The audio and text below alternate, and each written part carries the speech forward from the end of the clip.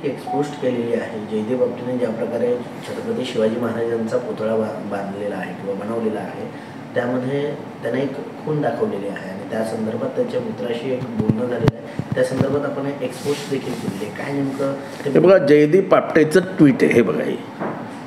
तो म्हणतो, सुरेख, त्यांचा मित्र आहे कोणतरी, आनंद सहस्त्रबुद्धे, सुरेख मस्त डिटेलिंग केलं आहेस. महाराजांच्या डोक्यावर घावाची खून पण शिल्पात दिसत आहे. मग जयदीप आपटे म्हणतो, पहिलाच आहेस ज्यांनी हे ओळखले आहे. बाकीच्यांना ते समजावून सांगावं लागते. काय समजावून सांगावं लागत असेल की कृष्णा कुलकर्ण्यांनी मारलेली तलवार महाराजांची इथे लागली होती, हा समजवणार? कलाकृती ही वाचून आत्मसात करावी लागते. काही गुरुजन तसेच सिद्धार्थ तुझ्यासारखे मित्र हे समजून सांगतात, त्यातनं तुझ्या हे शिकता येतं. आता हे सगळं शिकल्यानंतर हा त्यांचा पुतळा महाराजांचा, हा महाराजांच्या पुतळ्याच्या बरोबर इथे त्यांनी घाव दाखवला आहे. मी स्वतः शिवाजी महाराजांचा पुतळा बनवला आहे, कळवण नाक्यावर उभा आहे. ओएसिस फर्टिलिटीच्या तज्ञांनी IVF उपचार पद्धतीद्वारे 1 लाखांहून अधिक जोडप्यांना मातृत्व प्राप्तीचा आनंद दिला आहे. मोफत अपॉइंटमेंट बुक करण्यासाठी आजच संपर्क साधा. ते कुठे खून, त्या म्हणजे महाराष्ट्रात एवढे पुतळे आहेत शिवाजी महाराजांचे, तिथे हा अशी विकृत खून कोणीच दाखवले नाही. आपट्याला काय सुचलं हे खून दाखवायला? कुठे दिसली याला खून आजपर्यंत इतिहासात? एक तर तो कुलकर्ण्या अफजल खानाचा वकील, आणि दर्शनी भागात कुठेही महाराजांना इजा झालेली नव्हती हे इतिहासात नमूद केलेलं आहे. बरोबर ती अशी खून अशी मोठा टेंगुळ आल्यासारखं दाखवलं आहे. आणि हा पुतळा बघितल्यानंतर हा पुतळा चेक केला गेला की नाही? म्हणजे ज्या काही प्रोसिजर्स आहेत त्या प्रोसिजरमधनं हा पुतळा पासच झाला नसता. शिवाजी महाराजांच्या नाकाची ठेवण इतकी सुंदर होती, आणि हे नाक बघा, हे तुम्ही दाखवायला हवं. म्हणजे ह्या पुतळ्यामध्ये शिवाजी महाराज दिसतच नाहीत. ते हा कोणी पास केला पुतळा? शिवाजी महाराज दिसले पाहिजेत ना व्यवस्थित. ते आमचे महापुरुष आहेत ना, ज्याला उभा महाराष्ट्र दैवत मानतो, त्या महापुरुषाचा पुतळा हा असा बनवतात आणि त्याच्यावर दाखवलेला खुनाचं त्याला कौतुक वाटतं. वा, काय डिटेलिंग केलेलं आहे. अरे डिटेलिंग तुला नाकात दिसायला पाहिजे होतं, डिटेलिंग त्यांच्या डोळ्यात दिसायला हवं होतं, डिटेलिंग त्यांच्या चेहऱ्यावर दिसायला पाहिजे होतं. तुझा चेहरा बघा कसा उपड धोबड बनवून टाकलाय. मी काही तास तेवढंच ऑब्झर्व करतोय.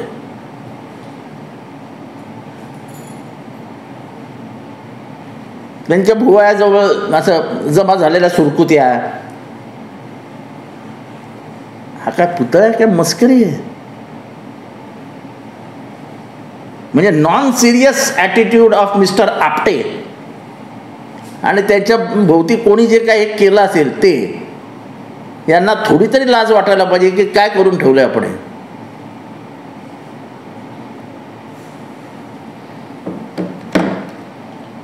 म्हणजे यांच्या डोक्यात अजून किती कुलकर्णी बसलेला आहे बघा. हे कुलकर्णीने घातलेला घाव आपण ठेवला पाहिजे. त्या आपटेला तर आपटवलाच पाहिजे. सर, आता ठिकठिकाणी राष्ट्रवादीकडून आंदोलन केले जाते. छगन भुजबळ म्हणतात की आम्हाला दुःख वाटतंय म्हणून आम्ही आंदोलन करतोय. तर दुसरीकडे तटकरे असं म्हणतात की या संपूर्ण आंदोलनाचा दुसरा काही अर्थ काढू नका. सत्तेमध्ये असूनही त्यांना आंदोलन करावं लागतं, मुका आंदोलन करावं लागतं. काय आता लोकांमध्ये इतका प्रक्षोभ आहे सत्ताधाऱ्यांविरुद्ध, काहीतरी करावं लागतं ना. मुख्यमंत्र्यांना देखील आज माफी मागावी लागली ना. त्यामुळे हे काय मुका आंदोलन, बोलणार काय ना, बोलण्यासारखं आहे का यांच्याकडे? काय बोलणार? आपटेला फाशी द्या म्हणणार? आपट्याचं समर्थन करणार? साधा आपट्याचा निषेध की नाही करू शकले ते अजून. असं नाही म्हणाले की पुतळा बनवणाऱ्याचा आम्ही निषेध करतो. मग आपलं सोपं आंदोलन आम्ही काय बोलणारच नाही. अरे वा रे वा, पळकुटेपणा शाईट आहे की.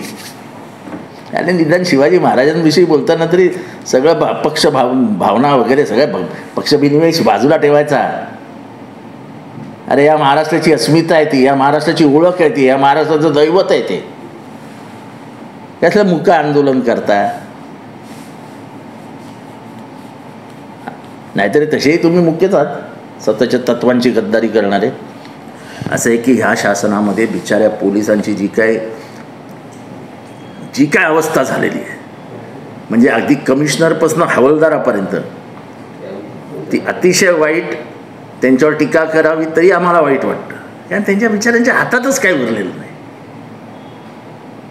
वरिष्ठ पोस्टिंगसाठी आणि खालचा हवालदार टिकण्यासाठी काय करणार? प्रश्न पोटापाण्याचा आहे. आणि प्रत्येक वरिष्ठाला वाटतं की आपण ठाणा, मुंबई, पुणे, औरंगाबाद, नाशिक ह्याच्या बाहेर जाऊच नाही. म्हणून ते असे लाईनीत सगळेजण.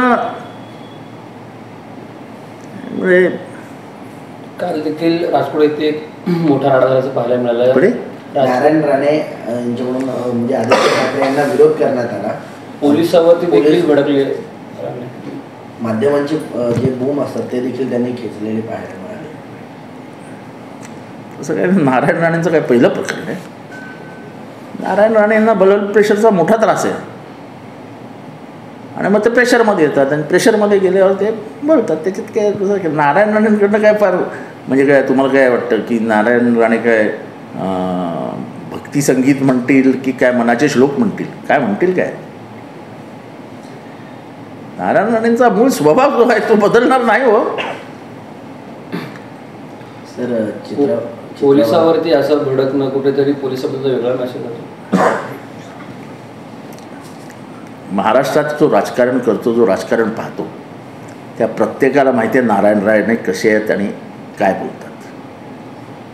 त्याच्यामुळे ह्याच्यातनं काही नवीन स्टोरी निघू शकेल किंवा ही नवीन काही स्टोरी आहे असं मी बिलकुल या प्रकरणाकडे बघत नाही.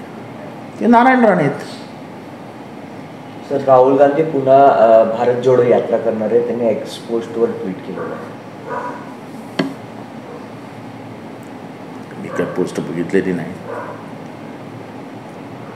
पण भारतामध्ये एका यात्रेत भाजप कोणाला समजू शकेल इतका भारत सोपा पण नाही.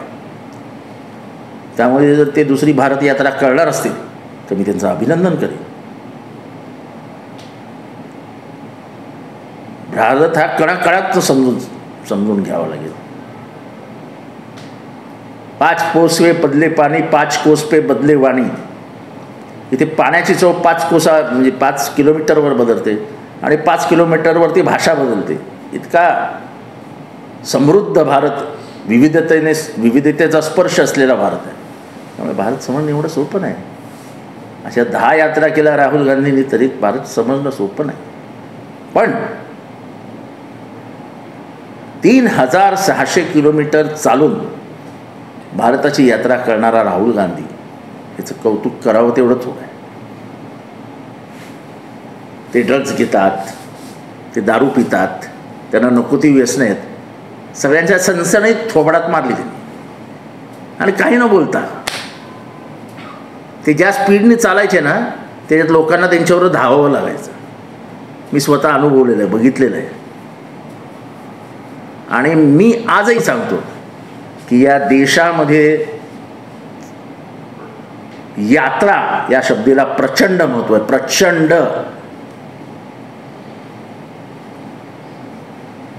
दांडी यात्रा ज्याने स्वातंत्र्य संग्रामाची सुरुवात झाली, ते 1 चिमटीभर मीठ उचललं आणि 126 किलोमीटर असे काहीतरी चालत गेले. मला अख्खा भारत पेटला.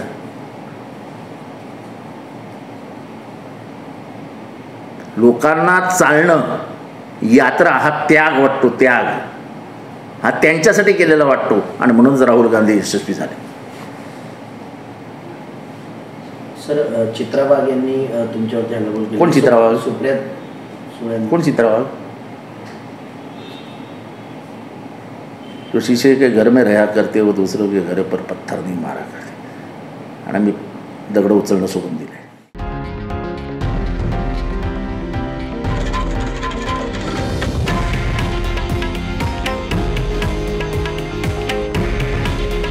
हे आहे देशातील नंबर 1 न्यूज नेटवर्क आणि आपण पाहत आहात TV9 मराठी. काळजी तुमची, हित महाराष्ट्राचं.